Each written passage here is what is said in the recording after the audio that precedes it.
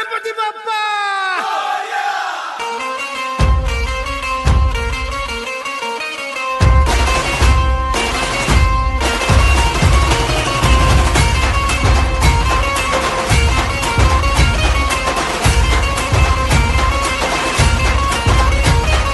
पायल नमन करुणी वंदन इडा मांडून इडा देवाला इडा गावाला इडा पाटलाला इडा मंडळीला